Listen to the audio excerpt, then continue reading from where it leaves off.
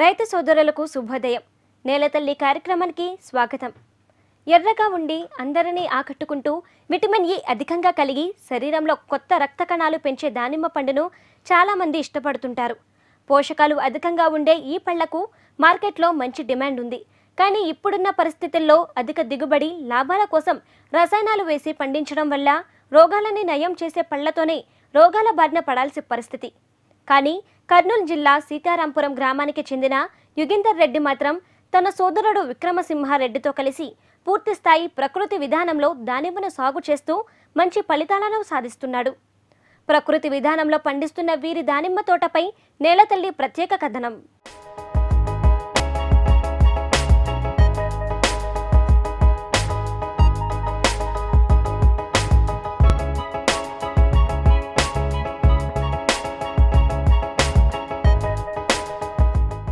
కర్నూలు జిల్లా సీతారాంపురం గ్రామానికి చెందిన యుగేందర్ రెడ్డి చిన్నతనం నుండి వ్యవసాయ కుటుంబంలో పెరిగాడు. మొదటి నుండి కూరగాయలు, పూల తోటలు సాగు చేస్తుండేవాడు. పంట మార్పిడులు తరచుగా చేయడం వల్ల ఇబ్బందులు కలగడంతో ఎక్కువ రోజులు సాగు చేసే పండ్ల తోటల మీద దృష్టి పెట్టాడు. అందులో భాగంగా లాభదాయకంగా ఉండే దానిమ్మ తోటను ప్రకృతి విధానంలో సాగు చేయడం ప్రారంభించాడు. పండ్ల తోటలకి ప్రకృతి సాగు అచ్చురాదని తోటి రైతులు నిరుత్సాహపరిచినా తన సోదరుడి సలహాతో ప్రకృతి వ్యవసాయ నిపుణులు సుభాష్ పాలేకర్ శిక్షణా తరగతులకు వెళ్లి ఆర్గానిక్ సేద్యంపై పూర్తి శిక్షణ తీసుకొని ముందుకు సాగాడు. మంచి దిగుబడులు సాధిస్తున్న ఈ ఆర్గానిక్ దానిమ్మ సాగు విధానం గురించి రైతు మాటల్లోనే తెలుసుకుందాం.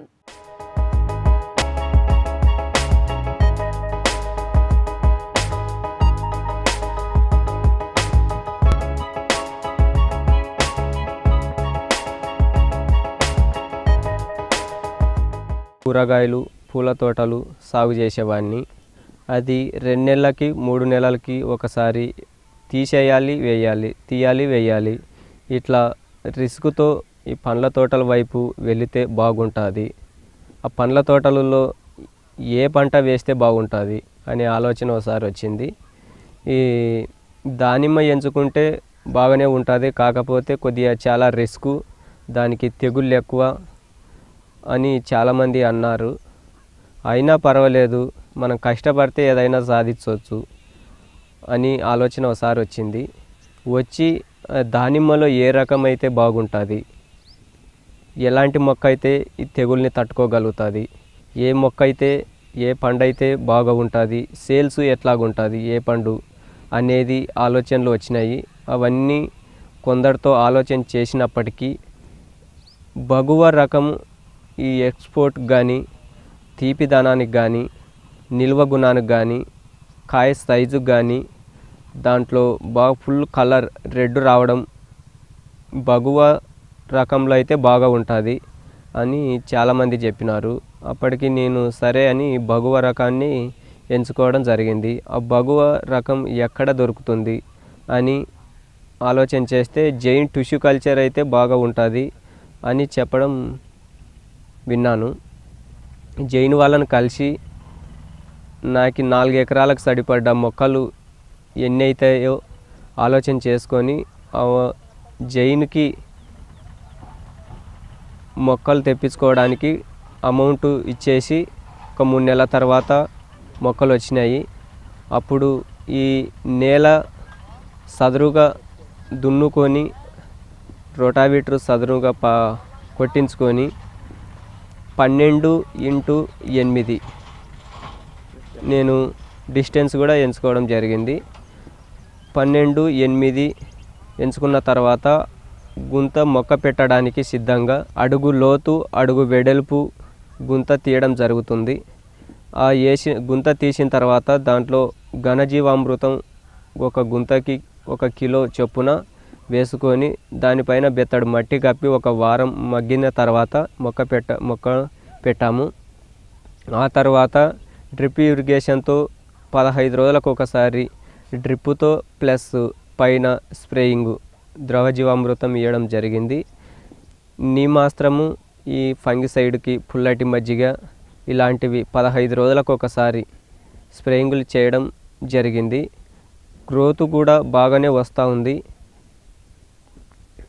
అప్పుడప్పుడు ఈ దోమకి, ఈ తెగుళ్ళకి నీమాస్త్రము, పుల్లటి మజ్జిగ ద్రవ జీవామృతము, బ్రహ్మాస్త్రము ఇలాంటివి స్ప్రేయింగులు దపదపాలుగా మార్చుకుంటూ స్ప్రేయింగులు చేయడం జరుగుతూ ఉంది. కాకపోతే ఇంతవరకు అయితే ఈ బ్యాక్టీరియా తెగులు కానీ మచ్చ తెగులు కానీ ఇలాంటివి ఈ మొక్క జోలికి రాలేదు. అదేవిధంగా ఈ ప్రకృతి వ్యవసాయం చేయడం వల్ల ప్రకృతికి ప్లస్ మన ఆరోగ్యానికి మంచిగా జరుగుతుంది అని చెప్పేసి ఈ ప్రకృతి వ్యవసాయం వైపు మళ్ళడం జరిగింది. ఒక 2 సార్లు పాలేకర్ మీటింగ్ కూడా నేను వెళ్ళొచ్చినాను. ఆయన చెప్పిన పాఠాలు కానీ చాలా చక్కగా గమనించడం జరిగింది. ఆయన ఈ ప్రకృతి వ్యవసాయంలో చీడపీడలు కానీ ఈ తెగుళ్ళు కానీ ఉధృతి చాలా తక్కువ అనడం జరిగింది. దానివల్ల నేను ఇటువైపు వచ్చాను. నాకు ఈ కెమికల్తో చాలా అవకతవకలు, చీడపీడలు, తెగుళ్ళు, భూసారం, భూమి కోల్పోయి చాలా నష్టాలు వస్తూ ఉన్నాయి. ఈ కెమికల్ వేయడం వల్ల ఈ రేట్లు సరిగ్గా లేక నష్టాలు, చాలా అప్పులు ఎక్కువవుతాయని చెప్పేసి ఇటువైపు పెట్టుబడి లేని ప్రకృతి వ్యవసాయం వైపు రావడం జరిగింది. పళ్ళల్లో ఎక్కువగా ఇష్టపడే పండు దానిమ్మ ఒకటి. విటమిన్లు, పోషకాలు అధికంగా ఉండడంతో మార్కెట్లో మంచి డిమాండ్ ఉంది. దిగుబడితో పాటు లాభదాయకంగా ఉండే బగువా రకానికి చెందిన దానిమ్మను రైతు యుగేందర్ రెడ్డి 4 ఎకరాల్లో సాగు చేస్తున్నాడు. అదేవిధంగా అంతర పంటలుగా కంది, వేరుశెనగ పంటలను విరివిగా సాగు చేస్తూ అదనపు ఆదాయాన్ని పొందుతున్నాడు. మరి ఈ ఆర్గానిక్ దానిమ్మ సాగులో వచ్చే తెగుళ్లు ఏ విధంగా ఉంటాయి? చీడపీడల నివారణకు ఎలాంటి చర్యలు తీసుకోవాలి? అంతర పంటల వల్ల కలిగే లాభాలేంటి? ఆ వివరాలు ఇప్పుడు చూద్దాం. దీంట్లో ఇప్పుడు మామూలుగా ఈ దానిమ్మ సాగులో అయితే కాపుకు పెట్టాలంటే ఎకరాకి 1,50,000 దాకా పెట్టుబడి అవుతుంది అని చెప్తా ఉన్నారు. నాకైతే ఎకరానికి 20-25 వేల దాకానే ఖర్చు అయ్యింది. 4 ఎకరాలకు కలిసి కూడా 1,00,000 రూపాయలు ఖర్చు అయ్యింది. మామూలుగా కెమికల్ రూపంలో వెళితే ఎకరాకి 1,50,000 చొప్పున 4 ఎకరాలకి 6 లక్షలు పెట్టుబడి పెట్టాల్సి వస్తూ ఆ 6 లక్షలు పెట్టుబడి పెట్టిన తర్వాత కూడా మనకి గిట్టుబాటు ధర వస్తుందో రాలేదో తెలీదు. కాకపోతే మన ఈ ప్రకృతి వ్యవసాయంలో మనం పెట్టుబడులు తగ్గించి పంట తీసినట్లయితే తర్వాత గిట్టుబాటు ధర వచ్చినా రాకపోయినా మనం అంతగా పెట్టుబడి పెట్టలేదు కాబట్టి ఈ రేటు వచ్చినా రాకపోయినా మనకు అంత నష్టం అని అనిపించదు. లాస్ట్కు రేటు లేదు అంటే కూడా మనకి ఆ పెట్టుబడి కన్నా డబ్బులు వచ్చేస్తాయి. దీంట్లో మెయిన్గా ఈ నల్ల భూములు, ఎర్ర భూములకి డిఫరెన్స్ ఏమంటే నల్ల భూములలో నీళ్లు ఎక్కువ ఆగడం వల్ల ఈ బ్యాక్టీరియా తెగులు అనేది దాన్ని ఆశిస్తాయి. మాది ఇక్కడ ఎర్ర భూమి కాబట్టి ఎక్కడ నీళ్లు నిలవవు, కొద్దిగా రాయి పొలం కూడా మాది. అందువల్లనే దీన్ని ఈ దానిమ్మని ఎంచుకోవడం జరిగింది. ఇవి జీవామృతం వాడినట్లయితే దాంట్లో దాదాపు అన్ని పోషకాలు ఉంటాయి కాబట్టి గ్రోత్ ఆటోమేటిక్గా వచ్చేస్తుంది. ఈ ఫంగిసైడ్ రాకుండా పుల్లటి మజ్జిగ, ఇంగువ, పసుపు అనేది కూడా చాలా వరకు ఫంగిసైడ్ని కంట్రోల్ చేస్తూ ఉంది. మాకు ఇంతవరకు అయితే ఏ చీడపీడలైనా ఈ నీమాస్త్రం, బ్రహ్మాస్త్రము, ఈ నీమాయిలు చేయడం వల్ల అంత ఉధృతి ఏం కనపడలేదు. కాకపోతే ఈ పంట పైన డాగు అనే ఒక చీడపీడు అది చాలా నష్టం చేస్తూ ఉంది. దానికి సొల్యూషను మనకి ప్రకృతి వ్యవసాయంలో దొరకలేదు. కాకపోతే అగ్నేస్త్రము ఇలాంటివి చేస్తూనే ఉన్నాము, అయినా కొద్దిగా కంట్రోల్ కాలేదు. కాకపోతే అంత ఉధృతి లేదు, కెమికల్ అంత ఉధృతి లేదు. ఇప్పటి వరకు అయితే అంత నష్టాలేం లేదు, దానివల్ల బాగానే ఉంది. నేను ఈ పంట వేసినప్పటికి కూడా వేసిన వెంటనే దీంట్లో అంతర పంటగా వేరుశెనగ ఒక సీజన్లో వేరుశెనగ వేసాను. అది అయిపోయిన తర్వాత 2వ సంవత్సరంలో కంది వేసినాను. ఇవి వేయడం వల్ల ఈ మొక్కలకి నత్రజని అనేది కూడా బాగా అందింది. గ్రోత్ కూడా చాలా చక్కగా వచ్చింది. ఆ పంటలు అంతర పంటలుగా దానిని తీసుకోవడం వల్ల కూడా 2 సంవత్సరాల వరకు ఇది పంట రాదు కాబట్టి అంతవరకు మనకి ఈ మనం పెట్టే పెట్టుబడి కన్నా ఆదాయం తెచ్చుకోవాలని చెప్పేసి మధ్యలో ఈ వేరుశెనగ, కంది వేయాల్సి వచ్చింది. ఇప్పుడు నేను ఈ సాలుకి 12 అడుగులు ఉంది. నేను చిన్నగా మొక్క నాటినప్పుడైతే ఒక 3 అడుగులు డిఫరెన్స్ వదిలిపెట్టి ఒక 2 గొర్రు పట్టెలు అట్లా వేరుశెనగ వేయడం జరిగింది మధ్యలో. అది అయిపోయిన తర్వాత మరి సీజన్లో ఇది 12x12 ఉంది కాబట్టి ఆ 12కి 12కి మధ్యలో 6 అడుగుల్లో ఒకసారి కందేసుకోవడం జరిగింది. అది ఈ చెట్లకి నత్రజని అందించి మనకి ఈ అంతర పంటల వల్ల దీనిలోకి అయ్యే పెట్టుబడి కూడా దాంట్లో మనం తెచ్చుకోవడం జరిగింది. పోషకాలే కాకుండా రుచికరంగా ఉండే ఈ దానిమ్మ సాగులో చాలా జాగ్రత్తలు తీసుకోవాల్సి ఉంటుంది. ముఖ్యంగా కోత సమయంలో పళ్ళ మీద నల్ల మచ్చలు ఏర్పడే డాగ్ సమస్య తీవ్రంగా వేధిస్తుంది. అదేవిధంగా కలుపు సమస్య రైతులకు అదనపు శ్రమని కలిగిస్తుంది. రసాయనిక పద్ధతితో పోలిస్తే ప్రకృతి సేద్యంలో సాగు చేసిన దానిమ్మ నిలువ కాలం ఎక్కువ. కాయలు చెడిపోకుండా తీసుకోవాల్సిన జాగ్రత్తలేంటి? కోత సమయంలో ఎదురయ్యే డాగ్ సమస్యని ఎలా అరికట్టాలి? పక్షులు, రామచిలుకలు బారి నుండి రక్షణ కోసం పాటించాల్సిన పద్ధతులేంటి? రైతు యుగేందర్ రెడ్డి అవలంబిస్తున్న పద్ధతులేంటో ఆయన మాటల్లోనే విందాం. ఇది మేము 2 సంవత్సరాల నుండి ప్రకృతి వ్యవసాయం చేసిన దానిమ్మ పంట. ఇవి సైజులు మనం గమనించినట్లయితే దాదాపు 250 గ్రాముల నుంచి 400 గ్రాముల దాకా తేవడం జరిగింది. కరెక్ట్ టైం టు టైం పోషకాలు అందించుకుంటూ ఈ స్థాయికి తీసుకొచ్చినాము. ద్రవజీవామృతము, ఘనజీవామృతము దపదపాలుగా వేసుకుంటూ ఇప్పుడు ఈ స్టేజికి పెంచడం ఈ మొక్కని జరిగింది. దీనికి మామూలుగా అంటే ఈ త్రిప్స్ అనేది చాలా బాగా వస్తుంటాయి దీనికి. దానికి గాను ఈ ఉమ్మేత కషాయము, నీమాస్త్రము ఇలాంటివి బాగా చక్కగా పనిచేస్తాయి. ఈ దపదపాలుగా మార్చుకుంటూ స్ప్రేయింగులు చేసుకుంటూ వచ్చినాం. ఇంతవరకు అయితే ఇంకా చాలా బాగున్నాయి కాయల సైజు. కానీ ఈ డ్రిప్పు కింద ఘనజీవామృతము 15 రోజులకోసారి, నెలకోసారి ఒక 1/2 కేజీ వేసినట్లయితే చాలా ఈ సాయిల్ కూడా చాలా మెత్తగా తయారైపోతుంది. ఇక్కడ వానపాములు కూడా గమనిస్తున్నాం మనము. ఈ జీవామృతం వేయడం వల్ల ఈ వానపాములు చాలా పోషకాలని అందియడం, చాలా తెగుళ్ళని రానియకుండా ఈ మల్చింగు ప్లస్ ఈ మల్చింగ్ పైన ద్రవ జీవామృతం వేసినట్లయితే ఈ వానపాములు ఎంత లోతు ఉన్నా కూడా ఈ మొక్కకి కావాల్సిన పోషకాలని భూమిలో నుంచి తీసుకొచ్చి ఈ మొక్కకు కావాల్సిన ఆహారాన్ని చాలా చక్కగా అందియడం జరుగుతుంది.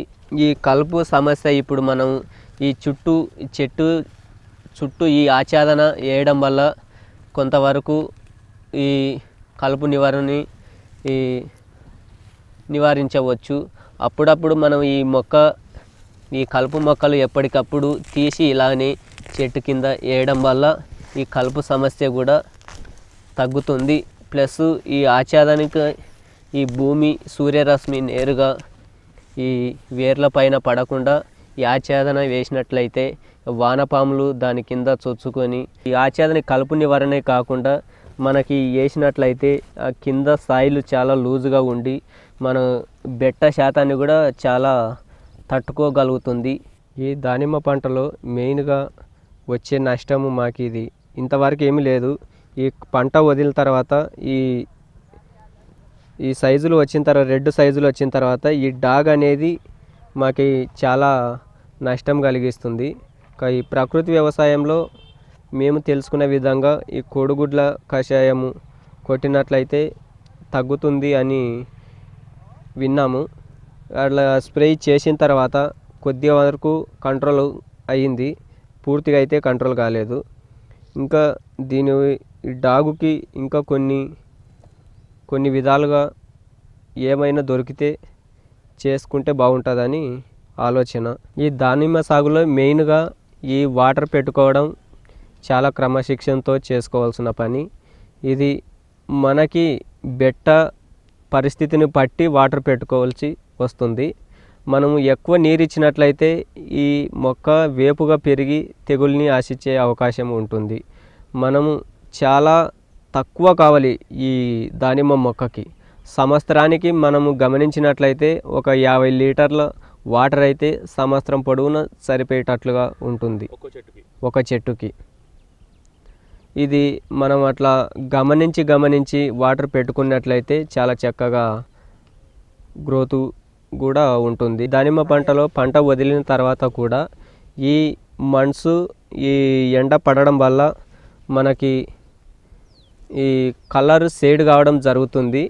మనము ఈ షేడ్ కాకుండా ఇప్పుడు ఈ ప్రూనింగ్ చేసి మనము పంటకు వదిలేటప్పుడు ప్రూనింగ్ చేసి ఫస్ట్ కొమ్మలకి ఈ కాయ వచ్చేటట్లు చేసుకుంటే ఆ తర్వాత దానిపైన ఎగుసు వస్తుంది. కాబట్టి ఈ కలర్ షేడ్ కాకుండా ఈ సూర్యరశ్మి నేరుగా దాని పండ్లపై పడకుండా ఈ ఎగుసుని పెంచినట్లయితే చాలా హెల్తీగా కలరు ఉండడం జరుగుతుంది. ఇలా మనం ఎగుసు పెంచకపోతే ఈ సూర్యరశ్మి ఈ మంచు పడడం వల్ల కలర్ షేడ్ అయ్యి ఏ సూర్యరశ్మి పడిన చోటంతా ఆ లోపల కలర్ కానీ ఇత్తనం డ్యామేజ్ కానీ జరుగుతుంది.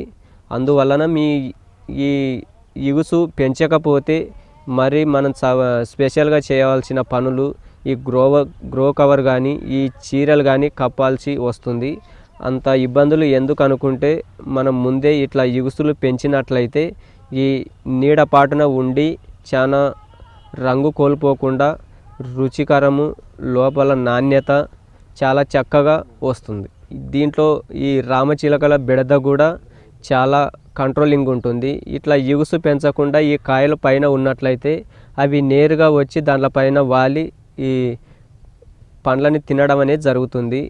అట్లా కాకుండా ఆ పండ్లు లోపల ఉండి ఈ ఎగుసు పైన ఉండడం వల్ల అది నేరుగా వచ్చి లోపలికి చొరబడి తినలేవన్నమాట. ఎందుకంటే దీనిలోకి ముళ్ళులు అవన్నీ ఉంటాయి. అవి డైరెక్ట్ వాలి తిన్నట్లయితేనే దానికి డ్యామేజీ, లోపల ఉండే కాయని కొట్టడానికి అవకాశం ఉండదు. మన ట్రాన్స్పోర్ట్ విధంగా పోల్చుకుంటే ఇది ఎంత జర్నీ చేపించినా దీన్ని ఎన్ని రోజులైనా నిల్వ, ఒక వారం 10 రోజులు మార్కెటింగ్ లేదంటే కూడా మనము మన దగ్గర నిల్వ పెట్టుకునే గుణం ఈ ప్రకృతి వ్యవసాయంలో ఉంది. అదే కెమికల్ వ్యవసాయంలో అయితే ఇట్లా మార్కెటింగ్ అప్ అండ్ డౌన్లో ఈ ఇబ్బందులు కలిగినట్లయితే ఈ కెమికల్ వ్యవసాయంలో ఈ సరుకుని ఇట్లా నిల్వ చేసుకోవడం మన వల్ల కాదనమాట. మన ఈ ప్రకృతి వ్యవసాయంలో ఒలిచి చూసినట్లయితే ఇట్లాగంటే చాలా గింజలు చాలా లూజ్గా వచ్చేస్తాయి. ఇలా చాలా చక్కగా ఉంటాయి అన్నమాట మన ప్రకృతి వ్యవసాయంలో. కెమికల్ అయితే చాలా గట్టిగా ఇంత రెడ్ కలర్ కూడా రావు ఈ ఇత్తనాలు. ప్రకృతి సేద్యంలో రైతులకు ముఖ్యంగా ఎదురయ్యే సమస్య మార్కెటింగ్. ఆర్గానిక్ ఉత్పత్తులపై మార్కెట్లో సరైన అవగాహన లేకపోవడంతో చేతికొచ్చిన దిగుబడిని తక్కువ ధరలకే మధ్యవర్తులు దళారులకు అమ్ముకోవడం, రైతులకు ఆశించిన ధరలు రావడం లేదు. తద్వారా నష్టాలను ఎదుర్కొంటున్నారు. మరి ఆర్గానిక్ ఉత్పత్తులన్నీ రైతులే స్వయంగా అమ్ముకునే మార్గాలు ఏంటి? ఆ వివరాలు ఇప్పుడు తెలుసుకుందాం. తోటలు అయితే కొంచెం రిస్క్తో తక్కువ కూడుకునే పని, అది కాక కొంచెం శ్రమతో పాటు ఆ ఫలితం కూడా బాగుంటుందని ఆలోచన చేసి తోటలోకి రావడం జరిగింది. మెయిన్గా ఆర్గానిక్ ఫార్మింగ్ మీదే మేము కాన్సన్ట్రేట్ చేసి ఈ విధంగా డెవలప్ చేసుకొచ్చినాం తోటని. ఇప్పుడు మేమంతా బాగానే, మా తమ్ముడు ఇందాక చెప్పిన విధంగా అంతా బాగా చేసినాం. కానీ మెయిన్గా మాకు మార్కెటింగ్ ఫీల్డ్ పైన గవర్నమెంట్ సపోర్ట్ చేయాలనుకుంటున్నాము.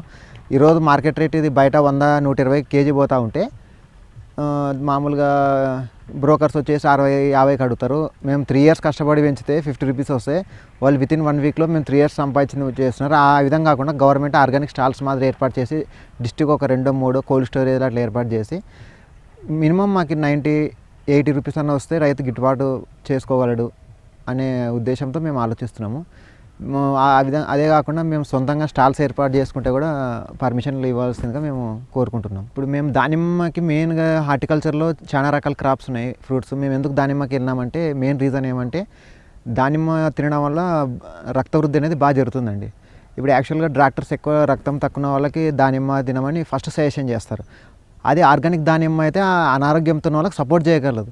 ఇది కెమికల్తో పండించి మళ్ళీ అనారోగ్యం ఉన్న వాళ్ళకి మళ్ళీ చేస్తే ఇంకా మనం పండించి లాభం లేదనే ఉద్దేశంతో మెయిన్ మోటివేషన్ మాకు ఒకటి చేస్తే 10 మంది బాగుండాలా, 10 మంది దానికోసం మేము మెయిన్గా ఆర్గానిక్ దానిమ్మ పెంచుకున్నామండి.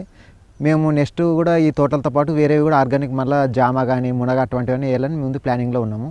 మేము దీంట్లో బాగా సక్సెస్ అయినామని మాకు అనిపిస్తుంది. ఎందుకంటే మేము తక్కువ పెట్టుబడితో ఎక్కువ ఆదాయం తీసినామనే సాటిస్ఫాక్షన్ మాకుంది. మెయిన్గా ఆర్గానిక్ వెళ్ళడం ఎందుకంటే మేము ప్రజల్ని బాగుండాలి, ఆ విధంగా మేము పండిస్తే కూడా మాకు కూడా అనారోగ్యం పాలు కాకూడదు, తక్కువ ఖర్చు అని మేము ఆర్గానిక్ ఫార్మింగ్ అట మా బెనిఫిట్స్ ప్లస్ ప్రజల గురించి ఆలోచన చేసి మేము మెయిన్గా దానిమ్మ ఆర్గానిక్ ఫార్మ్ చేసినాం. ఇప్పుడు అందరు రైతులకు చెప్పేది ఏమిటి, దానిమ్మ కదా 2 years దాకా క్రాప్ వెయిట్ చేయాల్సిన అవసరం లేదండి. మేము 12 to 8 పెట్టుకున్నాము, మధ్యలో 12 feet ఉంటుంది కాబట్టి మనకి దీన్ని పెంచడానికి ఆ ఇన్కమ్ మనం అంతర పంటలతో వేసుకోవచ్చు అండి.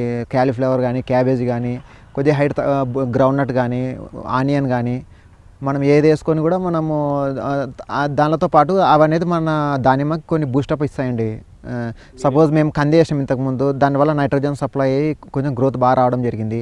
తర్వాత తోటలు వేసిన తర్వాత ఆ రెసిడ్యూస్ని అలాగే భూమిలో కలియడం వల్ల వానలు పడినప్పుడు మేస్చర్ ఆ విధంగానే ఉండి ఆ వేరు వ్యవస్థ బాగా డెవలప్ కావడము, మన ఇన్కమ్ అంతా అంతర పంటలు అయిపోయినా మనకు ఫైనల్గా ఈ దానిమ్మ క్రాప్ అనేది మిగులుతుందండి. ఆ ఉద్దేశంతో మేము ఈ 12 feet మెయింటైన్ చేసినాం. లేదంటే హై డెన్సిటీలో ప్లాన్ చేసి 6x6.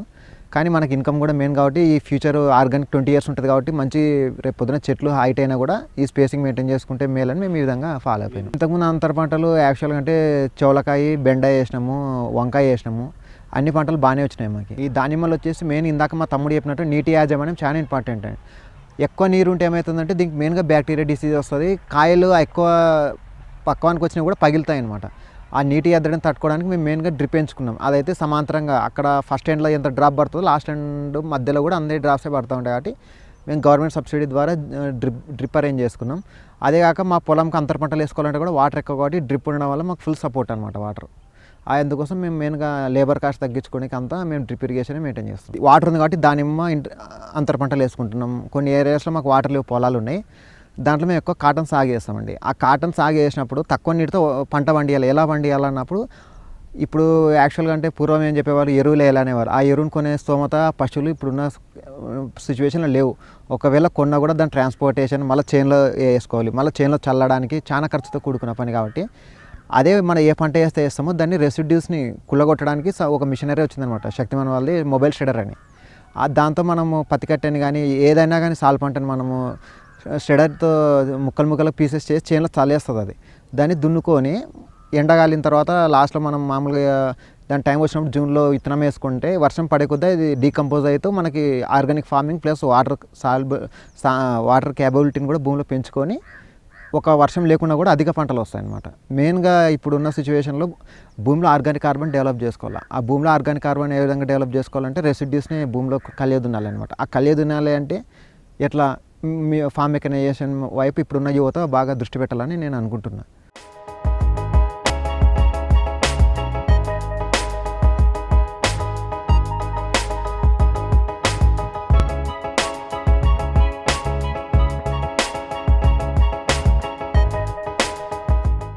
ఈరోజు ప్రసారమైన కార్యక్రమంతో పాటు రైతులకు ఉపయోగపడే మరింత సమాచారం కోసం మా HMTV అగ్రి యూట్యూబ్ ఛానల్ని సబ్స్క్రైబ్ చేసుకోండి. ఇది ఇవాల్టి నేల తల్లి కార్యక్రమం. నమస్తే.